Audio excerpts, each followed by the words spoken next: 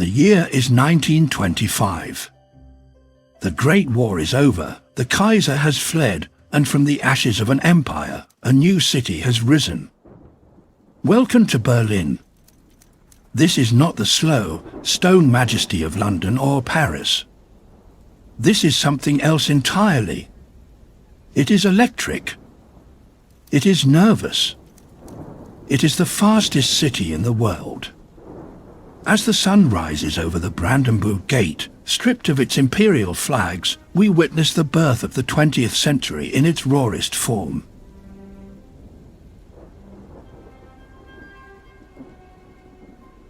They call these the golden 20s, but gold is cold. Berlin is neon. Look at Potsdamer Platz. It is the beating heart of Europe, the busiest traffic intersection on the continent. The famous traffic tower, with its clock and coloured lights, orchestrates a symphony of chaos. Trams, double-decker buses, and sleek Maybach limousines fight for space with horse-drawn carts. It is a city obsessed with motion, speed, and the future.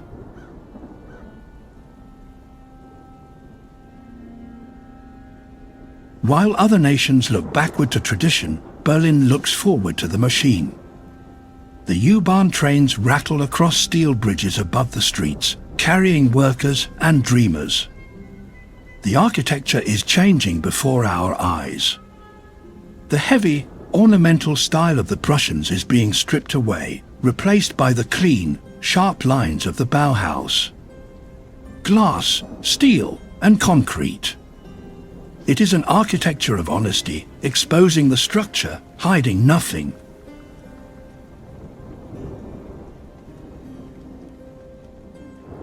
This city is the laboratory of the modern world.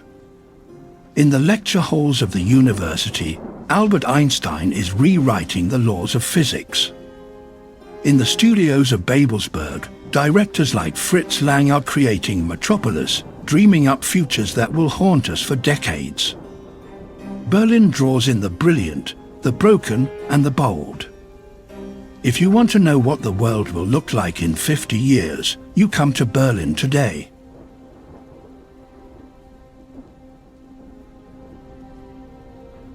But walk down the Kurfürstendamm and you see the face of the new woman. She has cut her hair short, she smokes cigarettes in public, she drives cars, and she works.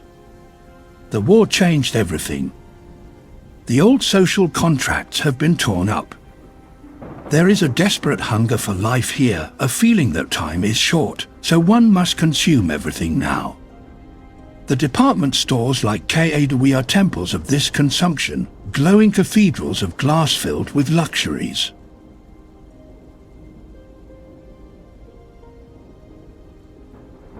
Yet, Berlin is a city of shadows. For every fur coat on the Kudamm, there is a war veteran begging on the corner. The memory of the hyperinflation of 1923 still haunts the streets, a time when a loaf of bread cost 1 billion marks and savings were wiped out in an afternoon.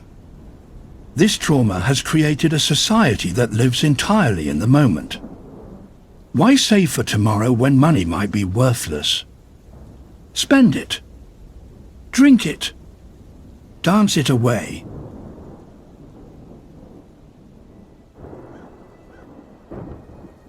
And dance they do. As night falls, Berlin transforms into the capital of pleasure. They call it Babylon on the spree. There are no rules here. The cabaret clubs are filled with smoke, jazz and satire. On stage, nothing is sacred. Politicians, generals, morality itself, everything is mocked. It is a frantic, manic joy. From the elegant ballrooms of the Adlon Hotel to the dark, sweaty cellars of Kreuzberg, the city pulses with a dangerous energy.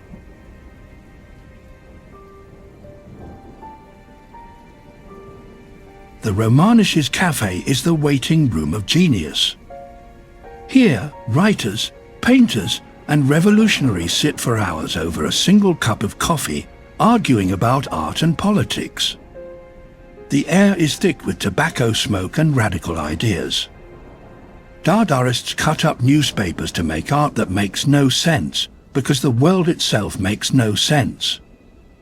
Berlin is not trying to be beautiful, it is trying to be true.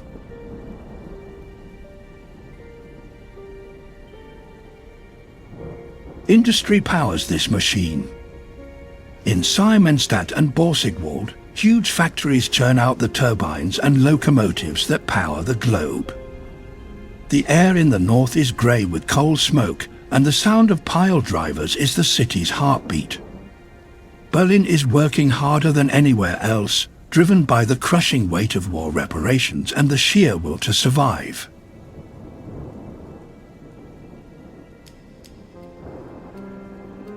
Consider the Avus track, a road built purely for speed. Racing cars scream around the banked curves, pushing the limits of engineering and courage.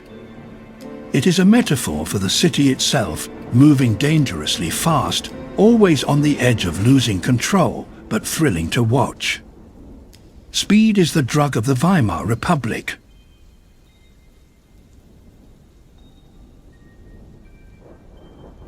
But look closely at the Vermietsgazenen, the rental barracks. Behind the grand facades are the courtyards, the Hinterhof. Here, the sun rarely reaches the ground.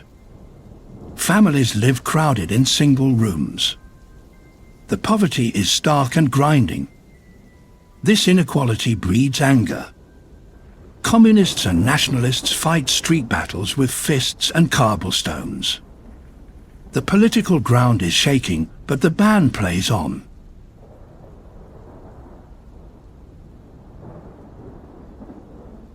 The press is the nervous system of the city. Newspaper boys screen the headlines on every corner.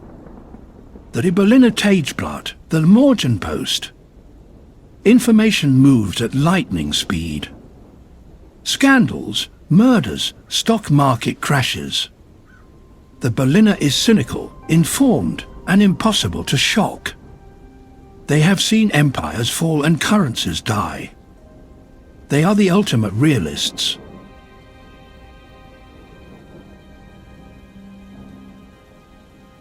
Art here is not about pretty pictures.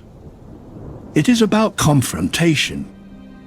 Artists like George Grosz and Otto Dix paint the ugly truth, the war cripples, the fat profiteers, the prostitutes. They hold a mirror up to society, and the reflection is grotesque but mesmerizing. Berlin does not hide its scars, it wears them like makeup.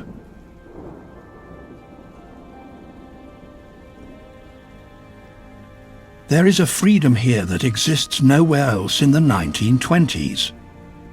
A tolerance for the strange and the new. In the district of Schönberg, subcultures that are illegal in London or New York flourish openly. It is an island of liberty in a sea of conservatism. For a brief moment, you can be whoever you want to be in Berlin.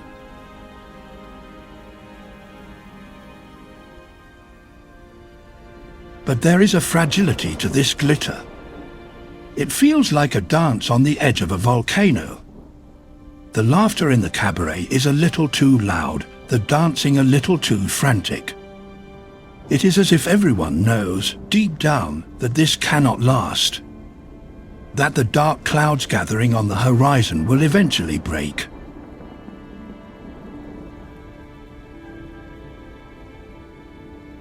Radio towers beam signals across the world. The Funkturm stands like a miniature Eiffel Tower, a symbol of the radio age. Berlin is broadcasting its voice to the ether.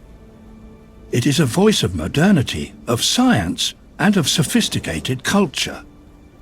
It demands to be heard.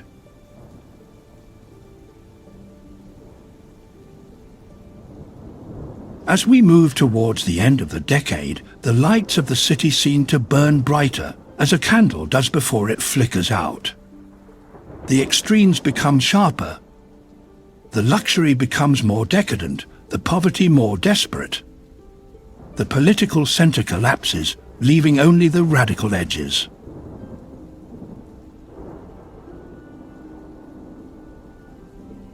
Yet what a moment it was. For these few short years, Berlin was the center of the universe. It was the place where the 19th century finally died and the modern world began. It proved that out of defeat and chaos, human creativity can explode in 1,000 colors.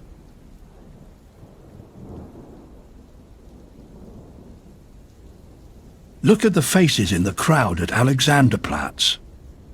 They are rushing towards a future they cannot see, a future that will be darker than they can imagine. But right now, tonight, the neon lights are on, the jazz band is playing, and the city is alive.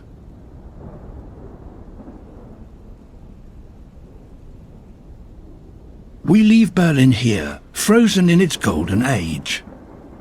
A fever dream of intellect, sex, speed, and steel. A brief, shining moment when a city dared to try everything, accepted everything, and feared nothing. It was the dance on the volcano, and it was magnificent.